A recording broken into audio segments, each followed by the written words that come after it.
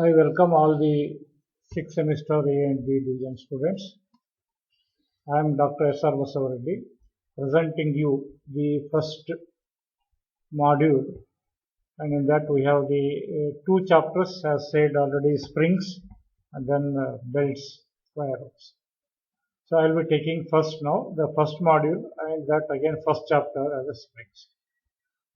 This discussion, whatever I am carrying out now, is common for both A and B division students. Professor Arvind sir will also take you after some time the maybe belts and wire ropes of this particular module. So let us begin with the springs as the first chapter, where you are required to study here the material, how the spring looks like, as you have seen already, what are the varieties, that is the types, and then how the design procedures are there, and then make the design calculations based on using the design data handbook, whichever you have, like particularly Mahadevan Balivireddy book or otherwise etc. book. Preferably the equations and notations, whatever I have carried out here, are with respect to Mahadevan and Balivireddy design data handbook. Okay, let us now come to the spring chapter in particular. The title I have written here is very clearly springs. The guys, you have seen the springs from the childhood. You might have not named it as a spring. After that, subsequently, you, because of the people speaking it is a spring, so you might also use the word as a springs. As I have briefed in my previous class, what are the different applications of the springs?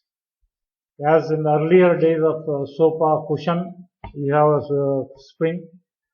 You have a door calling bell. You have a calling bell in that front side of the door.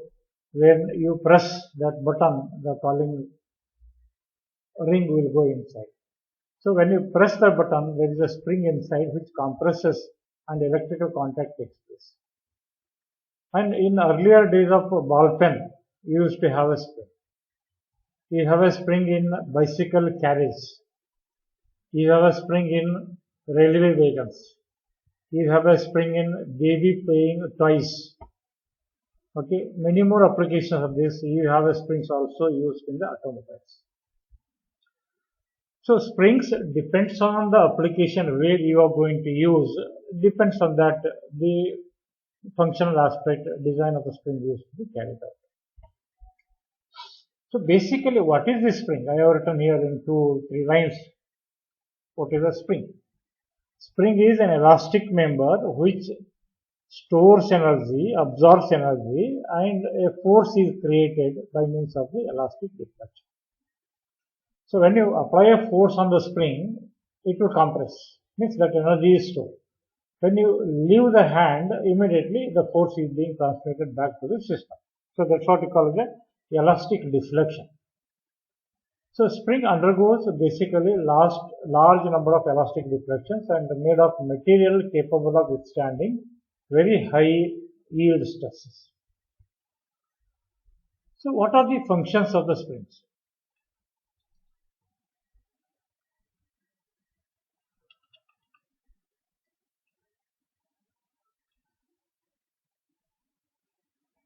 Functions of this, how it is going to act, it depends on the function where I am going to use the spring. That type of springs are going to be classified later. Function is, the first one is to cushion, absorb or control energy either due to shock or vibration, as in the railway wagons, automobile, shock absorbers, etc. Shock absorbers in case of the motorcycle you have seen, and railway wagons also seen. So used to vibrate, isolate the shocks, vibrations also. So basically it acts as a cushion. Like I said, there was already a sofa set, the springs earlier they used to have. So it gives cushioning effect by means of the absorption of the force. Then you have a second one is to exert a force, as in the case of spring-loaded safety valves or clutches. So automobile clutches are going to absorb the energy. So it gives the energy.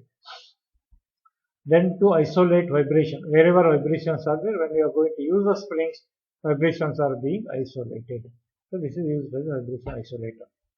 Then to measure the forces, example is the spring scale.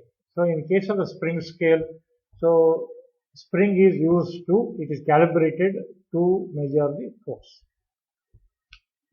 Then to store energy, that is in case of clocks, toys, etc. Then classification. So 3-4 important classifications are there. This is the main one which we call the helical springs. Under this helical spring, we have very important one as a compression helical spring or helical compression spring and helical tension spring. This is the spring which we use for measuring the force or spring balance. These springs can be made from either a circular or a square wire or a rectangular wire cross sections. And the springs, whatever we have seen from the childhood, are made out from the circular wire cross section. We have not seen square or rectangular wire cross section. That's because manufacturing of this square and rectangular wire, they are very, very difficult and they are not economically viable, but they have other many advantages compared to circular wire that we will see as and when. So, but basically let us say that we have the circular wire, cross section wire, compression spring or the tension spring. Then we have a torsion spring, that is a helical torsion spring and a spiral torsion spring. So helical torsion spring, spiral torsion spring, as we see in the baby playing the toys, you can see, or otherwise you can also see in the clocks, watches or clocks, old days the clocks, mechanical clocks also you can see that. Then we have the conical or volute springs. So this is in the conical shape, what we have as a conical spring, and the volute spring, what we have here. So used when the spring stiffness increases with the load is desired. So F0 is nothing but a spring stiffness. Let us have some terminology here only. F0 is called as spring stiffness. F is a force that is applied on the top of this spring. We apply the force on this. Y is nothing but a deflection. How much is being compressed from its initial position, that is called as a deflection Y at the bottom of the disc. And for this kind of springs in particular, you can see the cross section at the top here are smaller, cross section here at the bottom are wider. You can see here also is wider, here is smaller. So when I apply a force here, initially I find a more deflection. If deflection is more, stiffness is going to be less. When you come over here, as the coil wires are quite larger, deflection is going to be less. So if deflection is less, the stiffness is going to be more. So this is the kind of springs where the stiffness gradually increases as we move from outer end towards the inside. So this kind of springs also can be used. Then we have the laminated or leaf springs used in automobiles. So in case of the bus or lorries, we have seen on the front axle or back axle, we have the two plate springs. These are called leaf springs or plate springs, which we say are one plate over the other plate, we call it the laminated. Okay, so this is what we call the laminated springs.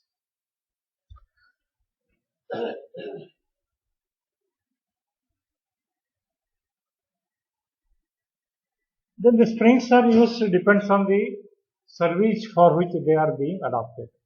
You can see the springs are used for severe service, average service, light service. These are three different types of applications. Like severe service means when the springs are used for continuously for a large quantity of a load, then such springs we call as a springs used for severe service applications. Average service means when the springs are used for intermittent operations, like in case of engine governors, clutches, etc. So they are called as the average service.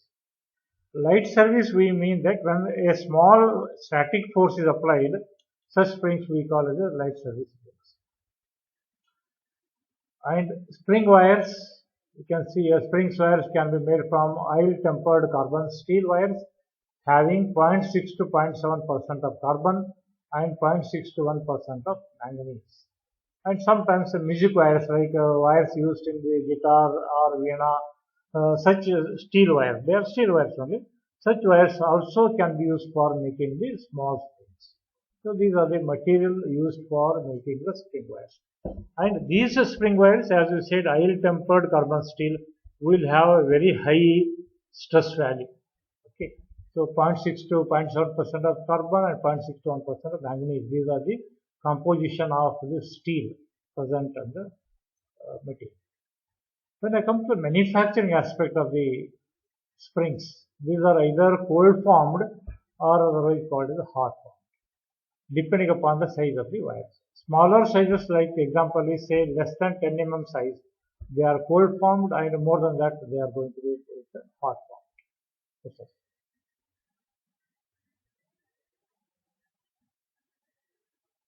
Now we'll go with the terminology of the springs, that is helical springs. How you are going to define the helical springs. So now here you can see the first, there are three different positions. This figure is available in the design data also. You can see the design data. This is the first position of the spring. Spring wire is a circular. You can see a diameter wise I have hatched here. Circular wire having a diameter as a D. You can see the diameter as a D.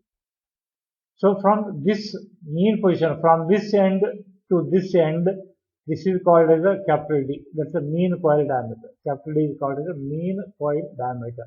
Small d is called as a wire diameter, out of which this spring is made for. Wire can be 5 millimeter diameter, 10 millimeter diameter, like that. And there is no load applied on the top side. There is no force. So whatever the spring available in the free position, this is called as a free length. I have written here free length as L, small l or capital L. Then the pitch P, I have written P here. This is distance between center of this wire to center of this adjacent wire. This distance measured axis parallel to axis. That distance we are going to call as the pitch. So these are the few definitions which I read when it is in the free condition. Now I am going to apply, second position is, now I am going to apply a small force S. A small force I apply. So from its initial position, this is initial position, from here it is deflected. So it is undergoing deflection as a Y. And remaining length of the spring we call that as a compressed. The third position is I am going to increase this force maximum. When I increase this force maximum, the spring is compressed maximum from its initial position. Initial position is the first figure. From here to the third figure, this is compressed much. And this wire, we can see actually there was a gap in between the wires. Now that gap is almost closed, but still there is a small clearance. And this total compressed length of the spring we call as a solid length. So you can see the definition very clearly. Solid length is nothing but the total compressed length. Free length is nothing but the length of the spring when it is in the unloaded condition. Compressed length is some length compressed when the small force is applied in between these two extreme positions. So that is the figure what I can read. Now there are definitions which I can read is spring stiffness, which I already said F0 is F by Y, which is nothing but the load per unit deflection. You can see a load per unit deflection. Otherwise it is the slope of the load deflection curve. So F0 is the spring stiffness or the spring rate or spring scale. F divided by Y, where F is axial force applied, Y is the deflection undergoing. F is in Newton, Y is in millimeter. So units of the stiffness is Newton per millimeter. So stiffness is one of the important measurable parameters. Then I have the spring index C, capital D by small d. So where capital D you have seen already, this is the mean coil curvature from center of this end to center of this end. So this is mean coil curvature, and D is the small wire diameter. So ratio of capital D by small d, which is going to measure the coil curvature. So that is being called as the spring index. Now if the spring is made of rectangular wire, you can say one position also, instead of a round wire, it is a rectangular. B is the length perpendicular to axis and H is parallel to axis. So in that case, spring index C is going to be D by B. Okay, so rectangular wire spring, so thickness is B, so D by B is going to be called as D by H or D by B. Sorry, it's a D by B. B is nothing but a dimension perpendicular to our axis. Active coils. Active coils are the coils which are free to deflect when the load is applied. So that's what we call as the active coils. Normally, for a spring which is mounted between the two platforms, so one coil which is going to surround the bottom platform, another coil which surrounds the top platform. As a result, normally two turns will be inactive, remaining in between all the active turns. So I have a definition of inactive turns. which are not free to deflect under the load because they are mounted with respect to reference frame. Then I have the total turn, which is summation of active and inactive turns. Free length or height, which is defined already, length or height of the spring when it is in the free unloaded condition. That is what we call it free length or height. Solid length is length of the compressed spring when no further load deflection is possible. Then pitch also defined, it is defined as the axial distance between the adjacent coils in the uncompressed state. So these are the few definitions which you are required to make. Based on this definition, now we further go for making some derivations. After that, we are going to take the numerical examples. Now, to begin with, let us have a very small derivation. Now, you can see here energy storage capacity. So, this is how much energy a spring can store, depends on how much force you are going to apply. So, that is a small derivation I am going to have here. So, for this, we are going to start with the basic definition of the energy stored U, which is nothing but work done against resistance. Work done against resistance is nothing but going to be average resistance into displacement. So this is going to be average resistance is F by 2, displacement is Y. So since force is nothing but stress into area, sigma T into area, sigma suffix T, sigma into area, that is going to give me generally a force. Force is stress is force by area, from that force we are going to get, where sigma T is the tensile stress. Then we know that change in length by original length, that is going to give me the state X naught. This is X naught. Change in length is Y, original length is L. So when you apply a load on the spring is undergoing a deflection. So deflection is Y. So Y to its initial length, we are going to call this as spring. Now these F term here as well as Y term here is being replaced by these two definitions. The definition of the stress equal to force by area, definition of strain is change in length of original length from these two. So when I replace that F sigma T into A by 2, then Y epsilon into L. I club the terms of A into L one side. So half sigma T into epsilon into A into L. So this A and this L clubbed on one side together. Since by the definition of the Hooke's law you have seen from the mechanics of metal subject as well as the design of subject. So ratio of stress to strain is called Hooke's law, that's Young's modulus. Okay, from that the strain is going to be F sigma T by E. Therefore here the strain terminology notation is being replaced by means of this definition. Therefore half sigma T into sigma T by capital E into A into L as it is. This sigma T into sigma T is a sigma T square. Just hold 1 second. Sir, class ಮಾಡಕತ್ತೀನಿ ಹೇಳಿ ಪಟ್ನೆ sir. Please ಆಗೈತಿ? Right, thank you. Phone ಮಾಡ್ತೀನಿ, ಹೊಳ್ಳಿ ಮಾಡ್ತೀನಿ.